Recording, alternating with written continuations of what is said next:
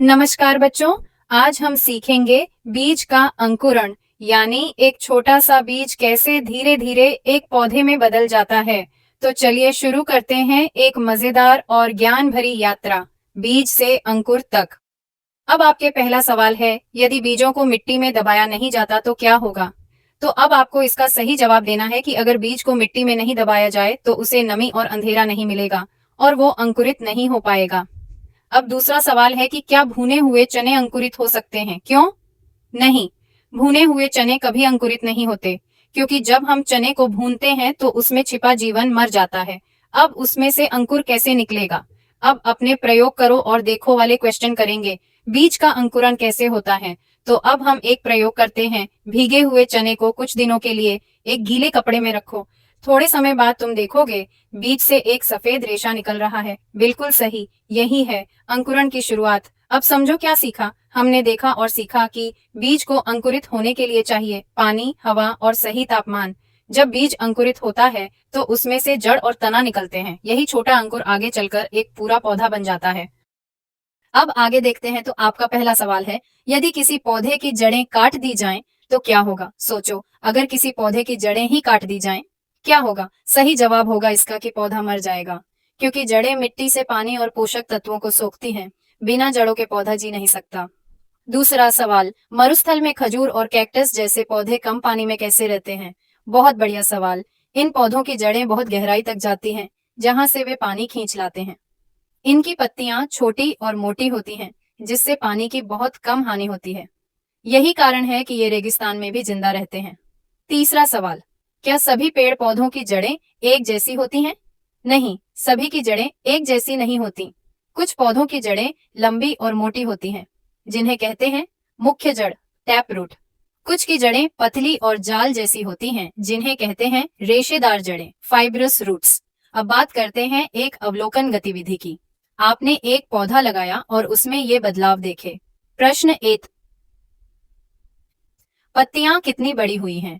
तो आप बताएंगे कि पत्तियां पहले से बड़ी हो गई हैं और कुछ नई पत्तियां भी निकल आई हैं। ये पौधे के बढ़ने का संकेत है। प्रश्न 2, क्या तने का रंग बदला है? हाँ, पहले तना हल्का हरा था, अब वो गहरा हरा या भूरा हो गया है। इससे पता चलता है कि पौधा मजबूत हो रहा है। प्रश्न 3, अगर पौधे को पानी न दें तो क्या होगा? बिल्कुल सही, पत्तियां मुरझा जाएंगी, पौधा धीरे धीरे सूख जाएगा और अंत में मर जाएगा। पानी है तो जीवन है, पौधों के लिए भी। प्रश्न 4, गाजर मूली में तना कहाँ होता है? गाजर और मूली के पौधे थोड़े अलग हैं। जमीन के नीचे जो मोटी जड़ दिखती है, वहीं पर खाना संचित होता है, उसी को हम खाते हैं। प्रश्न 5, क्या तना हमेशा जमीन के बाहर होता है? नहीं, कुछ पौधों का तना बाहर होता है, जैसे आम, नीम, गुलाब। लेकिन कुछ पौधों जैसे गाजर, मूली में मुख्य तना जमीन के नीचे होता है, जो जड़ जैसा दिखता है। पौधे भी हमारी तरह ध्यान और देखभाल चाहते हैं। उनकी जड़ें, तना और पत्तियां हर दिन मेहनत करती हैं ताकि पौधा हरा भरा रहे।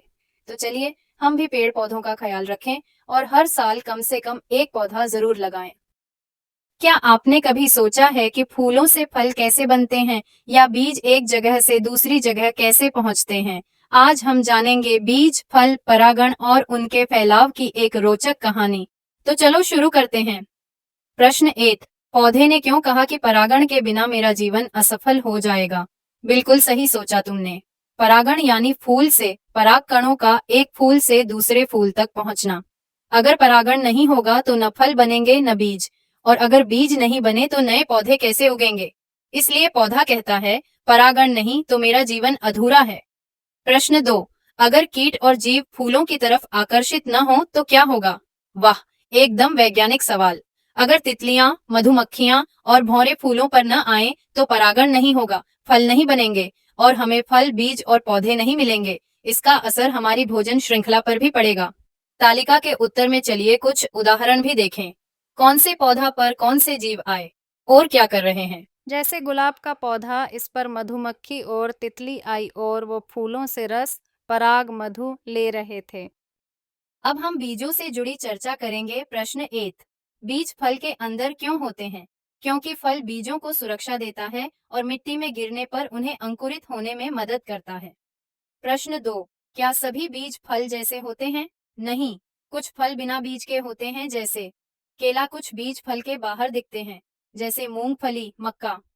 प्रश्न 3, क्या बिना बीजों के पौधों की जीवन यात्रा रुक जाएगी? हाँ, क्योंकि बीज ही नई पीढ़ी को जन्म देते हैं। बिना बीजों के पौधों की वंशज रुक जाएगी। अब हम करके देखो और समझो गतिविधि वाले क्वेश्चन करेंगे। अब एक छोटा सा प्रयोग करो।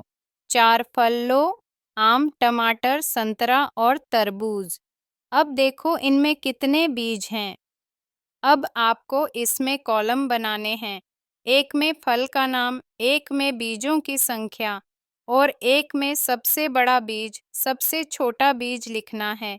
सबसे बड़ा बीज आम का, सबसे छोटा बीज टमाटर या तरबूज का। बीजों का प्रसार यानी बीज एक जगह से दूसरी जगह कैसे जाते हैं।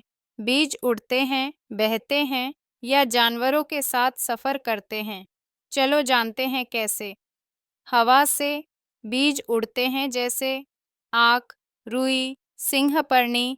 पानी से नारियल जैसे बीज तैरते हैं और दूर जाते हैं। जानवरों से पक्षी और गिलहरी बीज गिरा देते हैं। मनुष्यों से हम बीज खेतों में बोते हैं और फलों को इधर उधर ले जाते हैं।